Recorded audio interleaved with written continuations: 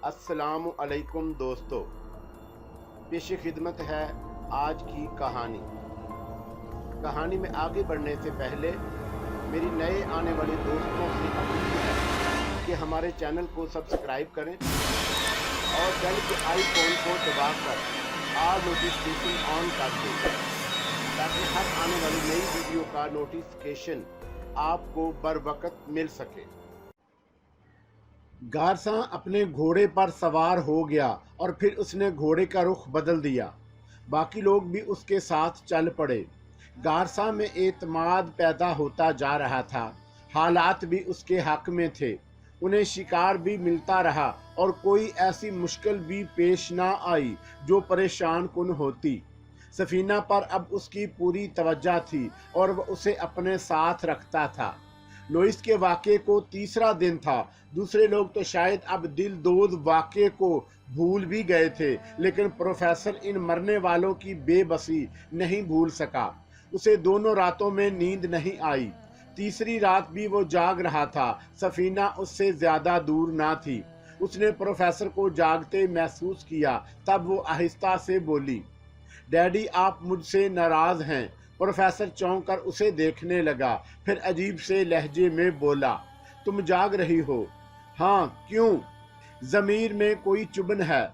ज़मीर चुभन? सफीना मसरूर लहजे में बोली। मैंने सोचा शायद। प्रोफेसर जहरीले लहजे में बोला, सॉरी डैड, लेकिन कोई बात नहीं है।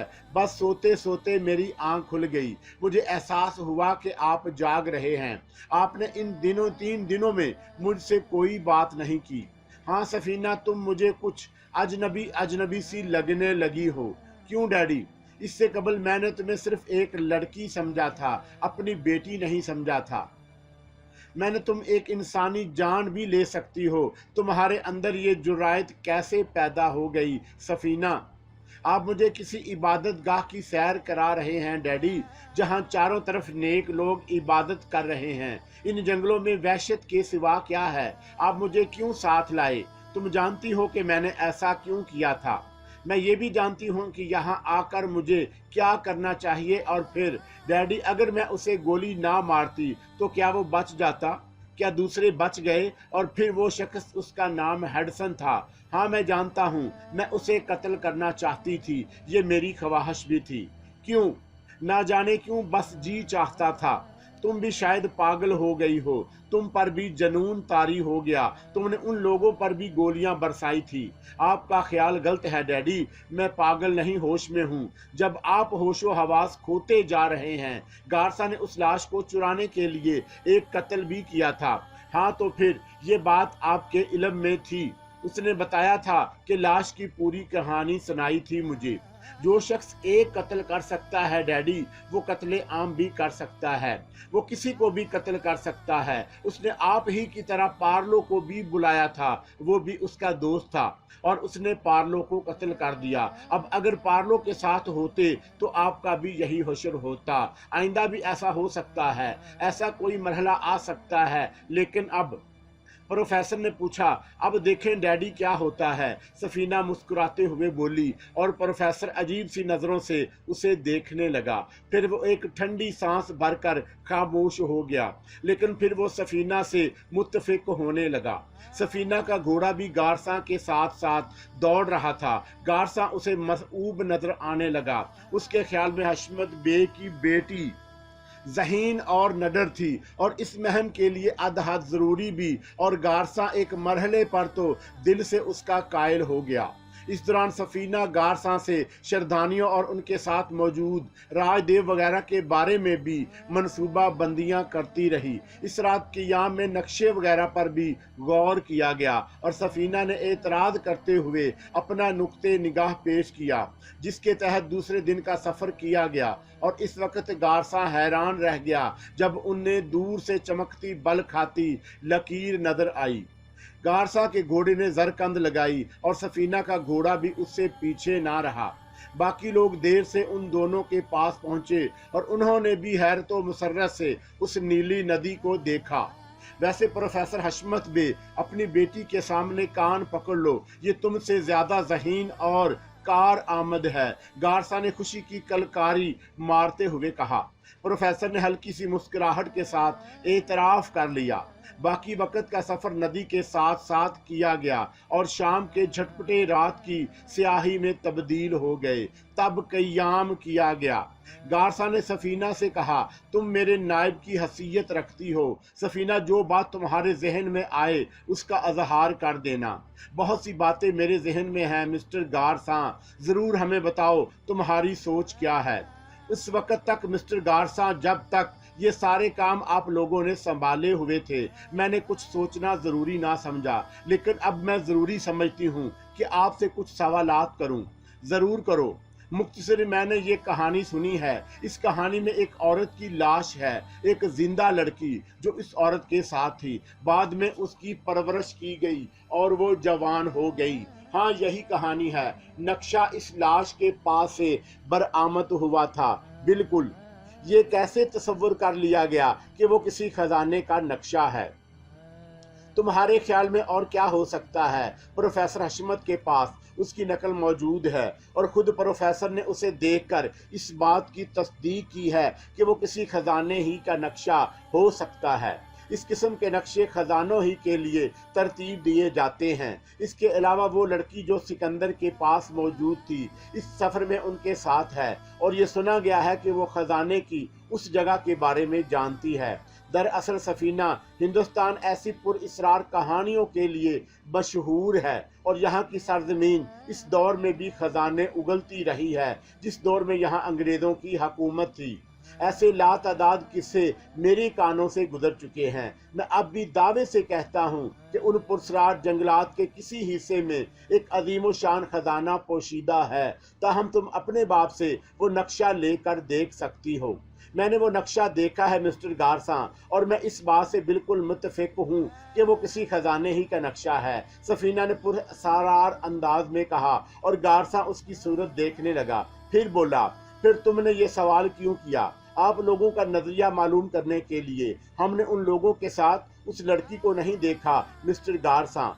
वो लोग भी भटक गए हैं। जब राजदेव और सिकंदर मुझसे मिले तो उन्होंने मुझे अपनी कहानी सुनाई थी। शरदानियों के हमले के दौरान वो बेतहाशा वहां से भागे तो उनके कुछ साथी बिछड़ गए, जिनमें राजदेव और गज्जाल भी थे, जो तुम्हें मिल गए और बल आखिर तुम उनके साथ दोबारा मेरे पास पहुंच गईं। और उनकी कहानी झूठ ना थी, क्योंकि मैंने ही एक मरहले पर शरदानियों से सिकंदर और उसके साथियों की जान बचाई थी।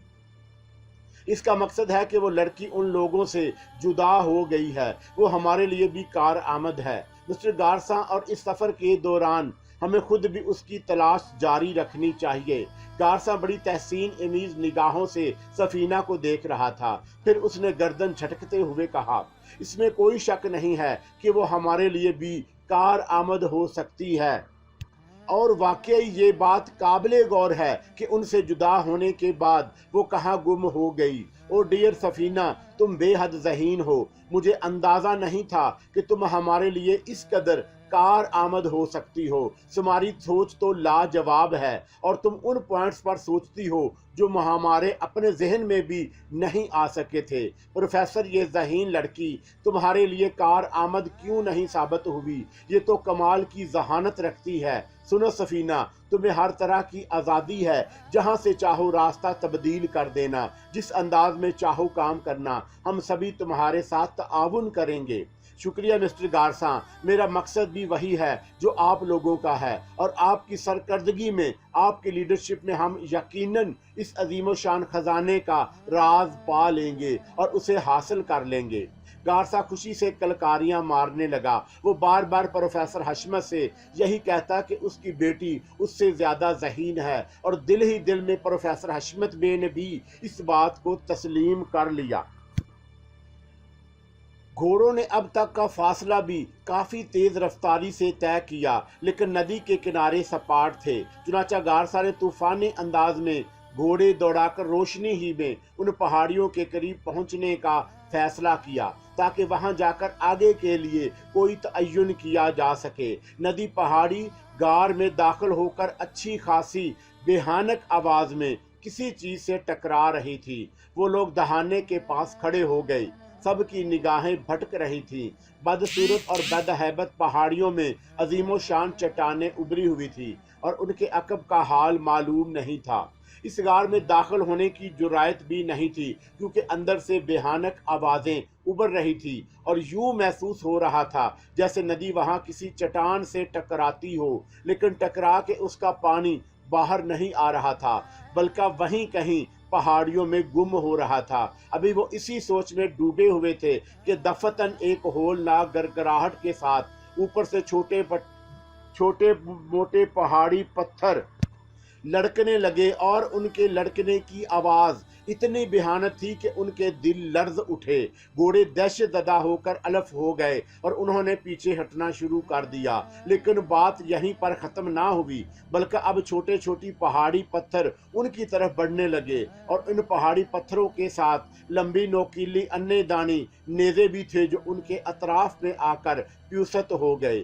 گارساں دہشت بھری آواز میں چیخا، بھاگو، پیچھے ہٹ جاؤ، پیچھے ہٹ جاؤ! لیکن گھوڑے سنبھل نہیں پا رہے تھے۔ انہوں نے انہیں ہٹانے کی کوشش کی تو وہ دائیں سمت ہی پہاڑوں کے ساتھ ساتھ دوڑنے لگے اور بے قابو ہو گئے۔ گھوڑوں کو سنبھالنے کی کوشش، اوپر سے پتھروں کی برسات، ان لوگوں کے لیے جان لیوا بھی ہو سکتی تھی۔ ہر شخص پوری مہارت سے اپنے اپنے گھوڑے کو سنبھالنے میں مصروف تھا۔ گھوڑے دائیں سمت ہی دوڑاتے رہے تھے اور کافی دور جانے کے بعد بمشکل تمام انہیں قابو میں کیا جا سکا۔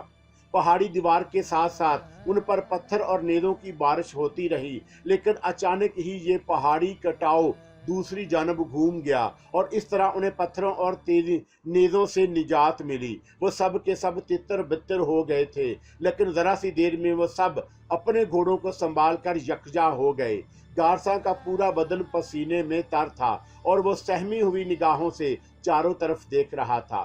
تب اسے ایک رستہ نظر آیا جو ایک پہاڑی سے دوسری پہاڑی کی جانب جانے کے لیے تھا۔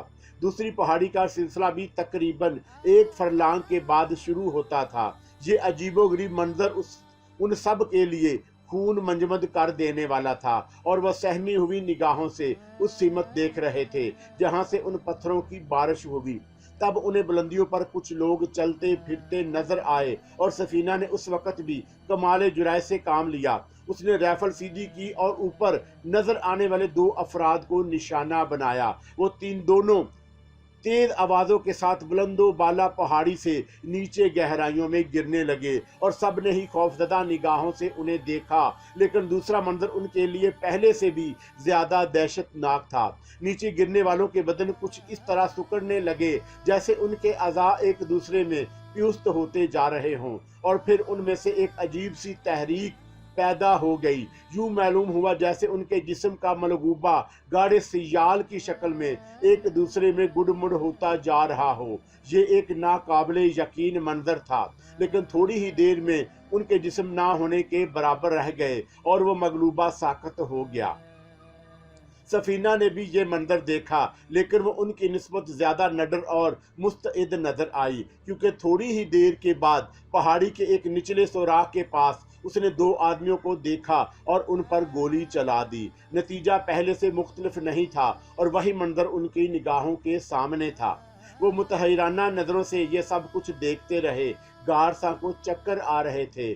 پروفیسر حشمت بے بھی پاگلوں کی طرح ادھر ادھر دیکھ رہا تھا۔ دفتن ہی گارسا نے بھی کسی کو دیکھ لیا اور دوسرے لمحے اس نے بھی ہمت کر کے فائر کر ڈالا۔ اس کا نشانہ بھی بالکل درست رہا اور وہی سب کچھ ہوا جو پہلے ہو چکا تھا۔ یہ عجیب و غریب مخلوق دیکھنے میں تو بالکل انسان لگتی تھی، لیکن اس کی موت کا انداز بڑا ہی منفرد تھا اور کسی کی سمجھ میں نہ آنے والا۔ پھر دفتن ہی اس غار کی جانب سے انہیں کچھ لوگ آتے نظر آئے جس میں ندی گم ہو جاتی تھی۔ ان کی تعداد بھی 25 کے قریب تھی اور وہ سب وحشت زدہ انداز میں انہی کی جانب دوڑے چلے آ رہے تھے۔ ان کے ہاتھوں میں پتھر اور نیزے تھے۔ سفینہ کے حلق سے ایک گھرراہٹ نکلی اور اس نے اپنے گھوڑے کی پشت پر بیٹھے بیٹھے ان کا نشانہ باندھنا شروع کر دیا اور پھر ان پر فائر کرتی ہوئی آگے بڑھی۔ گارسا کی ہمت مندی اور اس نے ساتھیوں کو بھی للکارا، چنانچہ سب ہی اس مصیبت سے نمٹنے کے لیے اور اپنی زندگی بچانے کے لیے ان سے جنگ کرنے پر آمادہ ہو گئے۔ दौड़ने वालों के सीनों में गोलियों के सोराख होते लेकिन खून ना निकलता। वो नीचे गिरते और इसी तरह गोल होकर अंदर ही अंदर एक दूसरे में जज़ब होने लगते। उन्होंने ये मंजर भला दिया था और उन्हें ख़त्म करने की फिक्र में लग गए। चुनाचा अब एक एक को ताक ताक कर निशाना बनाया गया और हर शख्स मसरूफ़ अमल था, ये तसव्वुर जहन से निकाल कर कि ये सब कुछ क्या हो रहा है। उन्होंने ये अंदाज़ा लगा लिया कि उनकी चलाई हुई गोलियां कारगर हो रही हैं, तो फिर इस मौका से फ़ायदा क्यों ना उठाया जाए। चुनाचा देखते ही देखते उन्होंने उन सब का वही हशर किया। राइफल से निकली हुई गोलियों ने उन सब को फना कर दिया। आसपास इस अजीबोगरीब मखलूक का कोई फर्द नजर नहीं आ रहा था, लेकिन वो बेखबर ना थे और किसी और सिमत से उनके हमले का इंतजार कर रहे थे।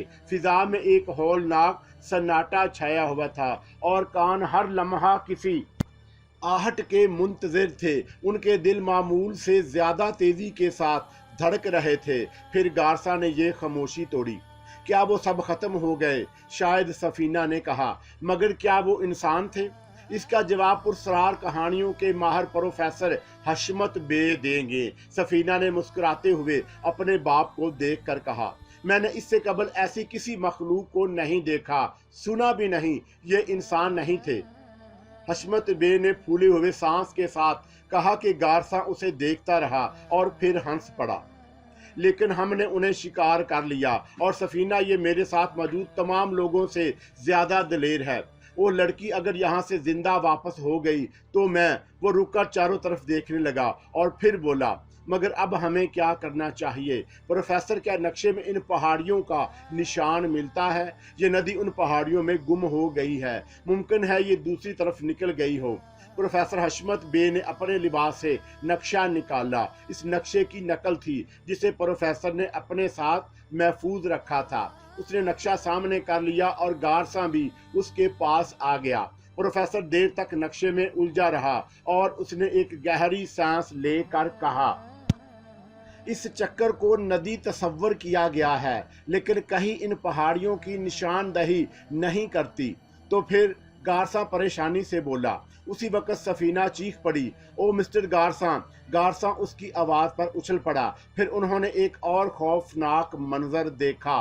दोनों पहाड़ियों के दरमियान लटका हुआ झूला मुतहरक था और उस पर वो मखलूक मौजूद थी। झूला खामोशी से दूसरी तरफ खींचा गया और उसी खामोशी से उसमें बैठकर उनके सिरों पर पहुंच गए। इस बार सचमुच उनकी तकदीर ने उन्हें बचाया था, वरना ये हमला बड़े मुनज़्ज़म पैमाने पर किया गया। बुलंदी से बेशुमार पत्थर और नेज़े उन पर बरस पड़े और उनके घोड़ों की जरकंदे लगाकर खुद को उनकी जिद से बचाया। अपनी जगह छोड़ते ही गारसा के साथियों ने झूले पर फायरिंग शुरू कर दी, लेकिन झूला उनकी जिद में ना था और उस पर से पत्थर बरसते रहे। लेकिन अब वो लोग भी पीछे हट गए और महफूज थे। झूला तेजी से दूसरे पहाड़ की तरफ बढ़ता चला गया। वो लोग उसे देखते रहे। फिर गारसा ने तवील सांस लेकर कहा, लगता है ये काफी तादाद में है, हमें ये जगह छोड़ देनी चाहिए। गारसा का एक साथी बोला, और कहाँ जाएंगे? पहाड़ियों की दूसरी तरफ पहुंचना जरूरी है। नदी हमारी रहनुमा है और मेरा ख्याल है हमें इसका रास्ता नहीं छोड़ना चाहिए। मगर ये अनोखी मखलूक। गारसा ने झोले को देखा जो दूसरी सिमत की पहाड़ियों में दाखिल हो गया था, लेकिन कुछ देर के बाद वो फिर नमूदार हुआ। इस बार उसके साथ कई और झूले थे और उन सब पर वो मखलूक नजर आई। होशियार, वो फिर आ रहे हैं, गारसा चीखा और इस बार सूरत हाल पहले से ज्यादा खतरनाक थी। उन्होंने कोई ऐसा जरिया इख्तियार किया था जिसके तहत वो पूरी वादी पर हर जगह पत्थर बरसा सकते थे। उसका मुजाहरा उन्होंने पहाड़ियों से नमदार होते ही किया। ओह माई गॉड! गारसा ने बदहवासी से घोड़े का रुख मोड़ दिया। उसके साथी उससे पहले दौड़ पड़े। फिर वो इतनी दूर पीछे हट आए कि उनकी जिद से बच सकें, और जब इत्मीनान हो गया कि यहाँ वो पत्थरों से महफूज हैं तो वो रुक गए।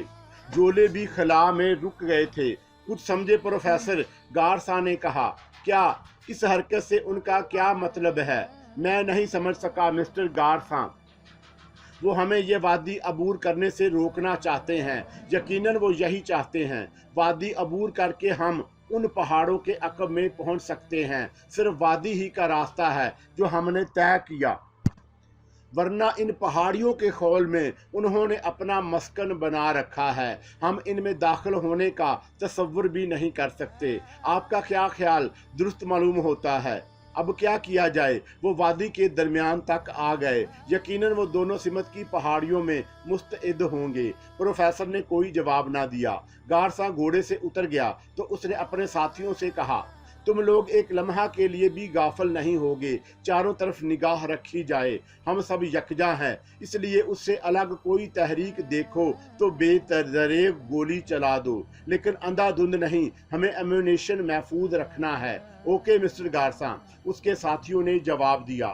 گارساں ایک پتھر سے ٹک کر کھڑا ہو گیا، پھر اس نے ہاتھ ملتے ہوئے کہا، یوں لگتا ہے پروفیسر جیسے اب ہم اپنی منزل کے بالکل قریب ہوں۔ میرے ذہن میں ایک اور تصور بیدار ہو رہا ہے، کیا خزانہ کہیں ان پہاڑیوں میں پوشیدہ نہ ہو؟ یہ نقشہ کسی بھی طور اس کی نشاندہی نہیں کرتا۔ نقشے میں تو تمہارے بیان کے مطابق یہ پہاڑیاں بھی نہیں، ہاں اس کی نشاندہی بھی نہیں ہوتی۔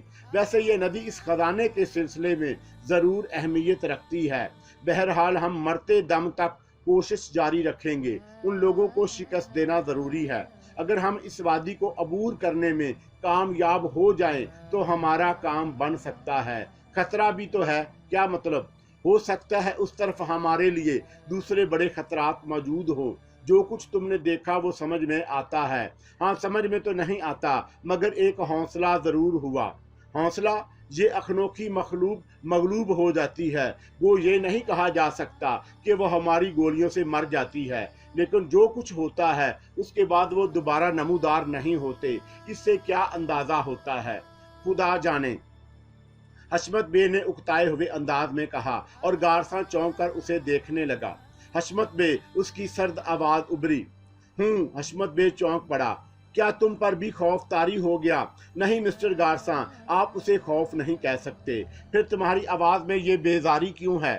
کوئی فیصلہ تو کرو پروفیسر، جب سے ہم ان جنگلات میں داخل ہوئے ہیں فیصلہ کرنے کی قوت کھو چکے ہیں۔ ہمارا فیصلہ بے مقصد ہے، اس لیے کوئی فیصلہ ہی نہ کرو۔ جو کچھ ہو رہا ہے اس میں اشارے پوشیدہ ہیں اور ہمیں ان اشاروں پر ہی چلنا ہے۔ ہمیں صرف جد و جہد کرنی ہے، نتائج سے بے پرواہ ہو کر، کیونکہ ہم جانتے ہیں کہ ہم نتیجے پر قادر نہیں۔ یقیناً پروفیسر سنبھل گیا۔ اس نے گارساں کے الفاظ میں چھپی ہوئی دھمکی محسوس کر لی۔ تھوڑی دیر خاموشی رہی، پھر گارساں نے مسکرا کر سفینہ کو دیکھا اور بولا، ذہین لڑکی، تم مسلسل خاموش ہو۔ نہیں مسٹر گارساں، میں سوچ رہی ہوں ہمیں اس وادی سے گزرنا ہے۔ یقیناً اس کے علاوہ اور کچھ نہیں کیا جا سکتا۔ تو آپ تیار ہو جائیں، میں آپ کو ادھر لے جاؤں گی۔ وہ مستعد ہیں۔ جو نہیں ہم وادی سے گزرنے کی کوشش کریں گے، وہ ہمیں پتھروں کی برسات کر کے ہلاک کر دیں گے۔ ہمیں ہمت کرنا ہوگی پروفیسر۔ چلیے تیار ہو جائیے، سفینہ نے کہا، اور گارساں اسے دیکھنے لگا اور پھر بولا، ٹھیک ہے، ہم رات ہونے کا انتظار نہیں کر سکتے۔ رات ہمارے لیے زیادہ خطرناک ہوگی۔ ہوشیار، ہمیں پتھروں کی پرواہ کیے بغیر وادی سے گزرنا ہے، اس نے اپنے آدمیوں سے کہا۔ اس کے بعد گھوڑے پر سوار ہو گیا۔ بہت ہی ہولناک تجربہ تھا، لیکن گارساں جنونی تھا اور سب جانتے تھے کہ اس کی ہدایت پر عمل کیے بغیر کوئی چارہ کار نہ تھا۔ موت دونوں طرف تھی، چنانچہ ایک سمت تو اختیار کرنی تھی۔ جو نہیں اس کے گھوڑوں نے قدم آگے بڑھائے، جھولوں پر بھی پھر تحریک نظر آنے لگی۔ وہ کسی خاص ذریعے سے پتھر پھینک رہے تھے۔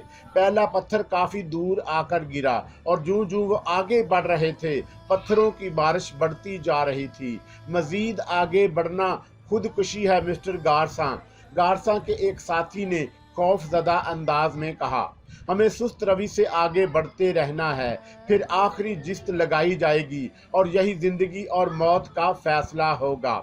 میں نے خود کو بھی اس فیصلے کے حوالے کر دیا۔ جتنے لوگوں کی زندگی ہوگی وہ اس سے گزر کر دوسری طرف پہنچ جائیں گے۔ میں ایک بار ان کے بیچ سے گزر جاتا ہوں، پھر سب ٹھیک ہوگا۔ نہیں مسٹر گارساں، ہم اس طرح خود کو موت کے حوالے کرنے کے لیے تیار نہیں ہے، وہی شخص بولا، اور دوسرے لمحے گارساں نے اس کا نشانہ لے کر فائر کر دیا۔ گولیاں اس کی پسلیاں توڑتی ہوئی دوسری طرف نکل گئیں۔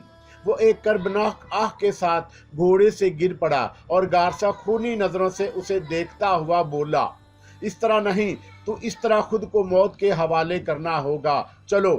اس نے گھوڑے کو تیزی سے آگے بڑھایا اور پتھروں کے برسنے کی رفتار بھی تیز ہو گئی۔ آسمان سے پتھروں کی یہ بارش لرزہ خیز تھی۔ کچھ دور جا کر گارساں کے حوصلے بھی پست ہونے لگے۔ اسے اندازہ ہو رہا تھا کہ واقعی ان جھولوں کے نیچے سے گزر جانا ناممکن ہے، لیکن اسی وقت ایک ہولناک وحشیانہ چیخ کے ساتھ سفینہ نے اپنے گھوڑے کو ایڑ لگائی اور برقو باد کی مانند ندی کی سمت دوڑنے لگا۔ سفینہ پہاڑیوں کے اس حصے کی جانب دوڑ رہی تھی جو ندی کے اوپر تھا، اور اس کی وجہ سے کسی کی سمجھ میں نہ آئی۔ وہ سب ہی ٹھٹک کر سفینہ کو دیکھنے لگے۔ جھولے چونکا اس بار دوسری پہاڑی کی طرف سے آئے تھے، اس لیے وہ وادی کے بیچوں بیچ تھی اور یہی انہوں نے مورچہ بنایا ہوا تھا۔ چونکا ان کی نگاہ تمام گھوڑے سواروں کی طرف تھی، اس لیے اس اکیلے گھوڑے سوار پر وہ کوئی توجہ نہ دے سکے جو دیوانہ کے انداز میں گھوڑا دوڑا رہا تھا، یا پھر ان کے لیے یہ فیصلہ کرنا مشکل ہو گیا کہ ان سب کو چھوڑ کر صرف اس کے پیچھے دوڑ پڑے جو پہاڑیوں کی سمت جا رہا تھا۔ اس طرح باقی گھوڑوں کے نکل جانے کا اندیشہ تھا۔ خود گارساں بھی نہ سمجھ پایا اچانک سفینہ اس سمت کیوں دوڑ پڑی۔ ایک طرف پتھر برسانے والے کشمکش کا شکار ہوئے تو دوسری طرف گارساں کے گھوڑے بھی رک گئے۔ سفینہ کا گھوڑا پہاڑی بلندیاں طے کرنے لگا اور دیکھتے ہی دیکھتے اس نے بلندی کا سفر کافی تیزی سے طے کیا۔ پھر ایک جگہ رک کر اس نے اوپر دیکھا اور رائفل سیدھی کر لی، اور سنسی خیز کیفیت میں فائر کی آواز ابھری اور وہ سب اس کی دھمک سینوں میں محسوس کرنے لگے۔ دوسرا اور پھر تیسرا فائر ہوا اور پھر مسلسل فائر ہونے لگے۔ دفتن گارساں کے حلق سے ایک ہذیانی کہکا ابل پڑا، خدا کی قسم، پورے خلوص دل سے آدھا خزانہ اس کا، وہ بولا، اور اسی وقت سفینہ کی جدوجہد کا نتیجہ سامنے آ گیا۔ مسلسل فائرنگ سے موٹے رسے ادھڑنے لگے اور پھر وہ کٹ گئے۔ تمام جھولے بیک وقت نیچے آ گئے۔ کئی جھولے سوار تو ان کے سے نکل کر نیچے گرے اور پاش ہو گئے، اور باقی جھولوں کے ساتھ اس عظیم و شان پہاڑی دیوار سے ٹکرائے تھے جو دوسری طرف تھی۔ ان کی موت کا عمل یکساں تھا اور ان کے گول جسم ایک دوسرے میں مدغم ہوتے ہوئے نظر آئے۔ گارساں نے ایک زوردار آواز نکالی اور گھوڑے کو وادی میں دوڑا دیا۔ دوسرے بھی اس کی تقلید کرنے لگے۔ سفینہ نے خود اس کامیابی کے بعد گھوڑے کو نیچے اتارنا شروع کر دیا۔ تھوڑی دیر کے بعد وہ ان کے قریب پہنچ گئی۔ سفینہ زندہ باد، گارساں نے انگوٹھا اٹھا کر کہا، لیکن گھوڑا نہیں رکا۔ وہ پہاڑیوں کی دوسری طرف دور نکل جانا چاہتے تھے، اور پھر وہ اس وقت تک گھوڑے دوڑاتے رہے جب تک یہ پہاڑیاں نظر آتی رہیں۔ دوسری طرف سپاٹ زمین تھی، اونچے نیچے زمینی کٹاؤ تھے اور جگہ جگہ درخت نظر آ رہے تھے۔ پھر گارساں نے گھوڑے کی رفتار سست کی اور اسے روک لیا۔ اس کے اشارے پر باقی لوگ بھی رک گئے۔ گارساں گھوڑے سے نیچے اتر آیا، پھر اس نے سفینہ کے گھوڑے کے پاس پہنچ کر اسے سہارا دیا اور سفینہ مسکراتی ہوئی نیچے اتر آئی۔ میں نے آدھا خزانہ تجھے دے دیا اے لڑکی۔ میں نہیں جانتا کہ آگے کے حالات کیا ہوں، لیکن تیرے اس بے مثال کارنامے نے مجھے اتنا خوش کیا ہے کہ میں بیان نہیں کر سکتا۔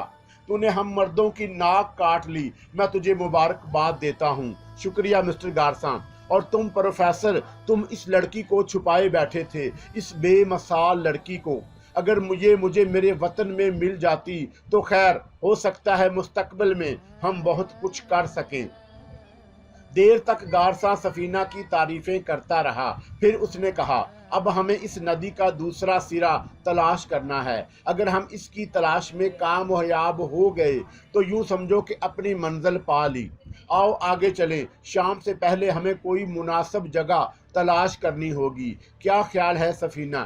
ہاں مسٹر گارساں، آگے تو بڑھنا ہی ہوگا، سفینہ نے کہا، اور اسی وقت وہ سب چونک پڑے۔ ایک چیخ کی آواز سنائی دی، تیز نسوانی چیخ کی آواز جو بالکل صاف سنائی گئی تھی۔ سب حیران ہو گئے اور ان کی گردنیں چاروں طرف گھومنے لگی۔ اور پھر ماحول کی دوسری طرف جو کچھ ہوا تھا اس کا انہیں وہم و گمان بھی نہیں تھا۔ گارساں اس دیوانگی کا مظاہرہ کر ڈالے گا، اس کے بارے میں راؤ اور راج نے بھی نہیں سوچا۔ اس وقت ان لوگوں کی زندگی ان کے گھوڑوں نے بچائی تھی، وہ بھڑک کر دوڑ پڑے تھے، اس طرح گولیوں کی رینج سے دور ہو گئے۔ خود ہرینڈا بھی اپنے گھوڑے کو نہ سنبھال سکا اور گھوڑے دوڑتے ہوئے انہیں بہت دور لے آئے۔ بے مشکل تمام ہرینڈا نے اپنے گھوڑے کو سنبھالا، چونکہ اب گولیوں کی آوازیں بھی نہیں آ رہی تھی، اس لیے گھوڑوں کا خوف بھی کم ہو گیا۔ ہرینڈا نے اپنے گھوڑے پر قابو پانے کے فوراً ہی بعد اس کا رخ بدل دیا اور اسی سمت دوڑنے لگا جہاں وہ حادثہ رونما ہوا تھا۔ شردھانیوں نے بھی حیرت انگیز طور پر اپنے اپنے گھوڑے سنبھالے اور اپنے سردار کے پیچھے دوڑ پڑے۔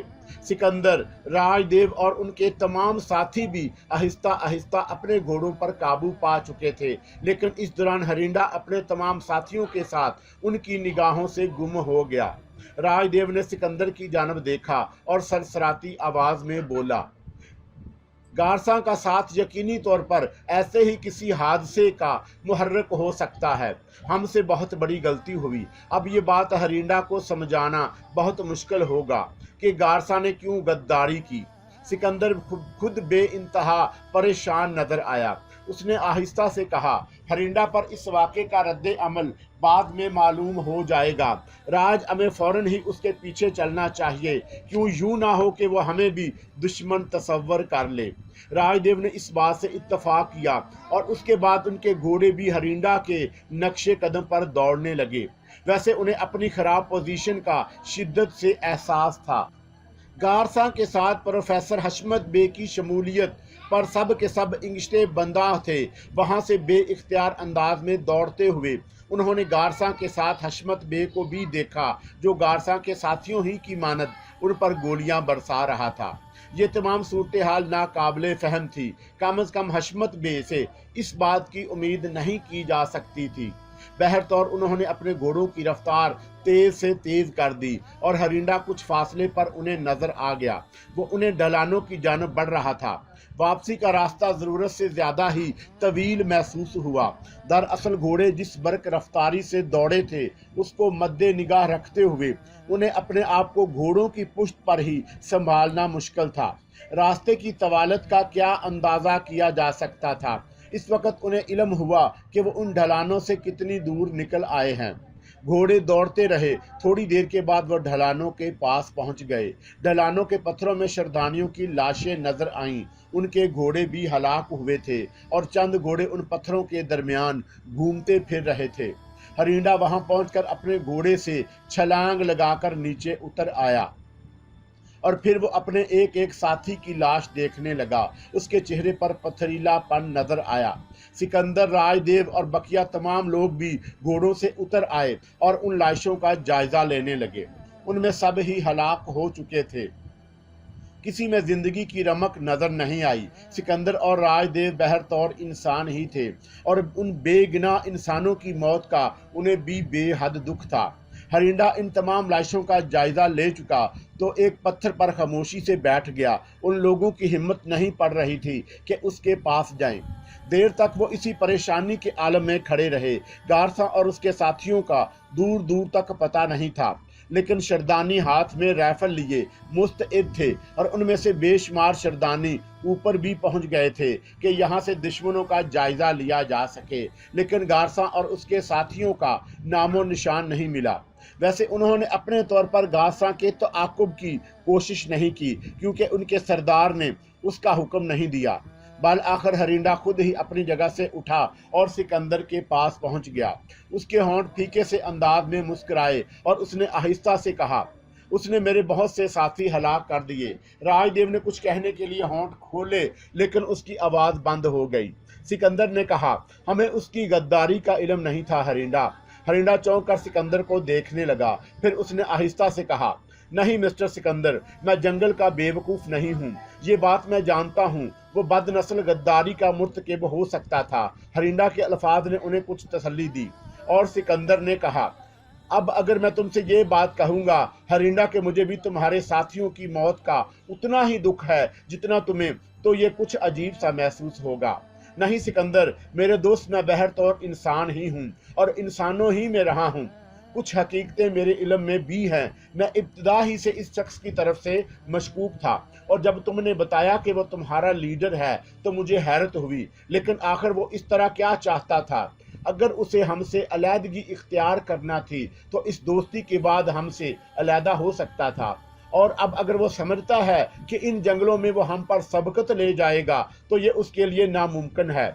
मैं अगर अभी अपने साथियों को हुक्म दूं कि उसे जिंदगी की कीमत पर तलाश करें और उसके साथियों की लाशें मेरे सामने पेश करें तो ये सब मरने के लिए तैयार हो जाएंगे। मैं जानता हूँ मिस्टर हरिंडा, मैं जानता हूँ हम सब तुमसे अद हद शर्मिंदा हैं कि वो बदबख्त हमारे साथ ही था। हरिंडा ने गर्दन झटकी और कहने लगा, नहीं, ये ख्याल दिल से निकाल दो मिस्टर सिकंदर, मैं या मेरे साथी तुम्हारी तरफ से बदजन नहीं हैं। हम लोग अपनी कौम के लिए रोशनी तलाश करने निकले हैं और इस सिलसिले में हमें कुर्बानियाँ देना होंगी। ये बात मैं रोज़े अव्वल से जानता था। क्या कहा जा सकता है कि इस खजाने के हसूल के लिए हमें और कितनी कुर्बानियाँ देना होंगी। सिकंदर और राजदेव दिल ही दिल में कट कर रह गए। बाद औकात मसलतें इंसान को किस कदर खुदगर्ज और मुनाफिक बना देती हैं, इस वक्त उसका अंदाज़ा लगा रहे थे। अब भी उनकी जुर्रात ना हुई कि हरिंडा से वो बात कह दें कि कोई खजाना उनके इल्म में नहीं और ये हर शख्स एक ही मकसद के लिए काम कर रहा है। अगर वो ये बात हरिंडा से कह देते तो सूरत हाल के बारे में कोई सही फैसला नहीं किया जा सकता था। हरिंडा इस बात से मुश्तिल होकर उन सब को चंद लम्हात में मौत के घाट उतार देता, क्योंकि इसके बाद उससे ये नुकसान बर्दाश्त ना हो पाता। मेरे ख्याल में इन लोगों का तआक़ुब करना बेकार है। हाँ, आप लोग मुझे उसकी इजाज़त ज़रूर दें मिस्टर सिकंदर कि अगर वो हमें रास्ते में नज़र आ गए तो हम उनसे ये नहीं पूछेंगे कि उन्होंने ऐसा क्यों किया। इनकी मौत हमारा ईमान होगी। ये अल्फाज कहते हुए भी मुझे शर्म महसूस हो रही है मिस्टर हरिंडा कि तुम्हें ऐसा करने का हक है। हरिंडा ने कोई जवाब ना दिया। वो अपने साथियों को हदायत देने लगा। इसके बाद वो लोग अपने आदमियों की तदफीन करने लगे। ये तदफीन छोटे छोटे पत्थर जमा करके एक इज्तिमाई कब्र की शक्ल में की गई और उन्हें इन पत्थरों में दबा दिया गया। आज का तमाम दिन वहीं बसर हो गया और सब के सब गमज़दा नजर आ रहे थे। सिकंदर और राजदेव के अलावा सिरातू, प्रोफेसर गौरी, गज्जाल और भरतचंद्र भी इस काम में मशगूल रहे और उन्होंने श्रद्धालुओं को उनके मसले में तनहा नहीं छोड़ा। ये रात हमें बसर की गई। हरिंडा ने बड़े सब्र सुकून का सबूत दिया और बिलाशुबा उसकी शख्सियत काबिल तहसीन थी, लेकिन सिकंदर और राजदेव बेहद शर्मिंदा थे। हालात ने उस तरह मजबूर कर दिया उन्हें कि अब अगर ज़मीर के कहने से वो इस बात का इंकशाफ भी कर देते तो उसका असर यकीनी तौर पर उल्टा ही निकलता। गर्ज ये कि दूसरी सुबह उन्होंने आगे के सफ़र का आगाज़ किया। सबसे ज़्यादा हैरतनाक बात हशमत बे की गद्दारी थी और सिकंदर और राजदेव इस सिलसिले में दबी दबी आवाज़ में गुफ्तगू कर रहे थे। हशमत बे ने यह करवट क्यों बदली, उसका कोई फैसला करना मुश्किल था। गज्जाल भी अपनी कोई राय नहीं दे सका। उसके बाद पूरा दिन सफ़र किया गया और फिर रात को आराम करने के बाद दूसरे दिन भी सफ़र का आगाज़ खामोशी से किया गया। वो लोग अपने प्रोग्राम के मुताबिक आगे बढ़ रहे थे। ये इस वाक़े के बाद क़याम की तीसरी रात थी और उन्होंने तवील तरीन सफ़र तय किया। उस दिन उस सरे शाम ही वो इस अजीबो गरीब इलाके में दाखिल हुए जो बहुत सी नाहमवार रास्तों से गुजरता था। यहाँ भी चारों तरफ वीरान और बेआबो गया पहाड़ फैले हुए थे। उन्हें एक वसीओ अरीज दर्रा तय करने के बाद ये जगह नज़र आई। यहाँ पहाड़ों की लातादाद चोटियाँ थीं और माहौल कुछ अजीब सनसी खेज सा नज़र आया। उस नदी का कहीं पता नहीं था जिसका उस सिलसिले में सबसे नुमायां किरदार था। बहरतौल रात एक जगह क़याम के लिए मुंतखब की गई। اور سر شام ہی تاریکی پھیل گئی، کیونکہ آسمان پر بادلوں کے ٹکڑے یکجا ہو گئے۔ رات کا غالباً دوسرا پہر تھا۔ تمام لوگ خاموشی سے اپنے ٹھکانوں پر تھے کہ آسمان صاف ہونے لگا اور پھر چاند نکل آیا، لیکن جاگنے والوں نے اس چاندنی میں جو منظر دیکھا وہ ان کے لیے ناقابل یقین تھا۔ وہ ایک انوکھا درخت دیکھ رہے تھے جو چاند کی روشنی اس طرح جذب کیے ہوئے تھا کہ خود چاند ہی کے پتھروں سے ترشا ہوا محسوس ہوا۔ درخت کے وسیع و عریض شاخیں دور دور تک پھیلی ہوئی تھی اور درخت سنہرے رنگ میں چمک رہا تھا۔ ہرینڈا اور اس کے ساتھی شدت حیرت سے کھڑے ہو گئے اور اس درخت کی جانب دیکھنے لگے۔ باقی لوگوں کا بھی یہی حال تھا۔ کچھ سمجھ میں نہیں آیا کہ یہ کیا ہے۔ سکندر اور رائے دیو کی آنکھیں شدت حیرت سے پھٹی ہوئی تھی۔ پھر انہوں نے خود کو سنبھالا اور اس کے بارے میں سرگوشیاں کرنے لگے۔ بالآخر یہ طے ہوا کہ اس درخت کو قریب سے دیکھا جائے۔ یہ ہے کیا شے؟ اس سلسلے میں ہرینڈا، سکندر، رائے دیو، سراتو اور پروفیسر گوری وغیرہ تیار ہو گئے اور پھر دھڑکتے دل اور حیرت زدہ ذہن کے ساتھ اس درخت کی جانب بڑھنے لگے۔ دراصل درخت اصل ہی محسوس ہوتا تھا، لیکن اس کی یہ صفت ناقابل فہم تھی کہ وہ چاندنی میں کیسے نہا گیا ہے اور زمین میں ہر شے سے منفرد کیوں محسوس ہو رہا ہے۔ آہستہ آہستہ چلتے ہوئے وہ درخت کے تنے کے بالکل قریب پہنچ گئے۔ دل میں خوف بھی تھا اور بے یقینی کا احساس بھی، اور یہ احساس بھی کہ نہ جانے یہ پر اسرار درخت کیسے کیسے حادثوں کا مسکن ہو۔ لیکن یہاں آنے کے بعد ان پر ایک عجیب سا سحر طاری ہو گیا۔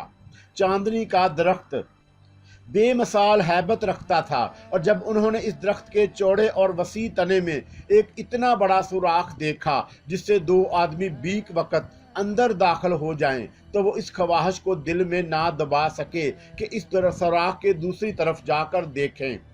پروفیسر گوری پر تو ایک طرح کی دیوانگی سی طاری ہو گئی اور دوسروں کی پرواہ کیے بغیر درخت کے اس کھوکھلے تنے میں داخل ہونے والا وہ پہلا شخص تھا، اور باقی لوگوں نے فوری طور پر اس کا ساتھ دیا تھا، کیونکہ کوئی بھی اس انوکھی خواہش کو دل میں دبا نہیں سکا۔ اندر بھی مدھم روشنی پھیلی ہوئی تھی۔ یوں محسوس ہوتا تھا جیسے چاندنی اس درخت سے اندر داخل ہو کر اس وسیع و عریض تہہ خانے میں پھیل گئی ہو، جو اس درخت سے گزرنے کے بعد تھوڑا سا ڈھلان طے کر کے شروع ہو جاتا تھا۔ وہ اس پرسرار تہہ خانے میں داخل ہو گئے۔ روشنی کے بارے میں کوئی اندازہ نہیں لگایا کہ کدھر سے آ رہی ہے، لیکن ایسی ٹھنڈی اور مدھم روشنی اس تہہ خانے میں پھیلی ہوئی تھی کہ وہ اس تہہ خانے میں موجود ہر شے کو دیکھ سکتے تھے، اور انہوں نے دیکھا کہ تہہ خانے میں مختلف اشیاء کے انبار لگے ہوئے ہیں۔ ٹوٹے پھوٹے پتھر، اینٹیں، لکڑیوں کے ٹکڑے اور عجیب ہی مختلف چیزیں۔ وہ ان کے درمیان سے آگے بڑھتے رہے۔ ہرینڈا کے چہرے پر ایک عجیب قسم کی کیفیت چھائی ہوئی تھی۔ شاید اس کے دل کے کسی گوشے میں یہ احساس موجود تھا کہ ہو سکتا ہے وہ عظیم الشان خزانہ انہی تہہ خانوں میں پوشیدہ ہو۔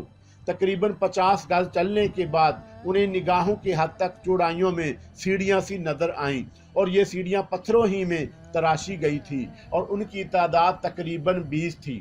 اس طرح وہ وسیع و عریض تہہ خانہ نیچے گہرائیوں میں اتر جاتا تھا۔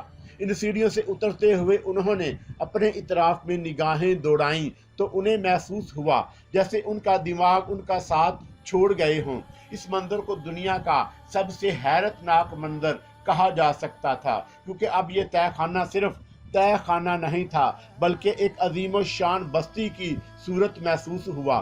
ایک ایسی بستی جس میں انسان بھی موجود تھے، ہاں انسان، اور انہوں نے پہلے انسان کو خود سے چند گز کے فاصلے پر دیکھا۔ وہ ایک نوجوان آدمی تھا، عجیب اور مختصر لباس میں ملبوس، زمین پر چت پڑا ہوا تھا۔ وہ بے اختیار اس کے قریب پہنچ گئے۔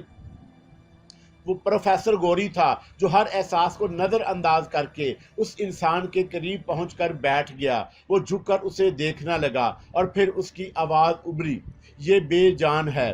لاش؟ سکندر کی آواز ابھری۔ پروفیسر اس کے بدن کو ٹٹول رہا تھا۔ اس نے کہا، ایک انوکھی لاش جس کا بدن زندہ انسان کی مانند نرم ہے، وہ سب اس کے گرد جمع ہو گئے۔ نوجوان کے خد و خال بھی اجنبی اجنبی تھے، یوں لگتا تھا جیسے وہ سو رہا ہو، مگر اس میں تنفس نہیں تھا۔ وہ دیر تک اسے دیکھتے رہے، پھر اس کی متجسس نگاہیں آس پاس بھٹکنے لگیں۔ تب انہوں نے بے شمار انسانوں کو دیکھا جو سامان کے انبار اور پتھروں کے ڈھیر کے پاس اسی طرح چت لیٹے ہوئے تھے، مرد، بوڑھے، بعض عورتیں، بچے۔ ایک انوکھی دنیا آباد تھی یہاں۔ تعداد کے لحاظ سے یہ انسانوں کا شہر کہا جا سکتا تھا، لیکن مردہ شہر۔ اس شہر میں مکانات نہیں تھے، بس ایسا محسوس ہوتا تھا جیسے وہ اپنے سامان کے انبار لے کر ناقابل یقینی حد تک وسیع غار میں پناہ لینے آ گئے ہوں اور کسی پرسرار قوت نے انہیں سلا دیا ہو، ایک ایسی نیند جو موت سے مشابہ ہو۔ یہ سب کیا ہے، کوئی اندازہ نہیں ہوتا، پروفیسر گوری نے گردن جھٹکتے ہوئے کہا۔ وہ اپنی جگہ سے اٹھ کھڑا ہوا اور کچھ فاصلے پر ایسی جگہ پہنچ گیا جہاں 5 ایسے ہی انسانی جسم موجود تھے، 2 ادھیڑ عمر لوگ، ایک جوان، ایک عورت اور ایک لڑکی، سب کے سب ایک دوسرے سے مشابہ، جیسے ایک ہی خاندان کے افراد ہوں، سب قریب قریب اور ایک ہی انداز میں ساکت تھے۔ راج دفتن راؤ کی سرگوشی ابھری۔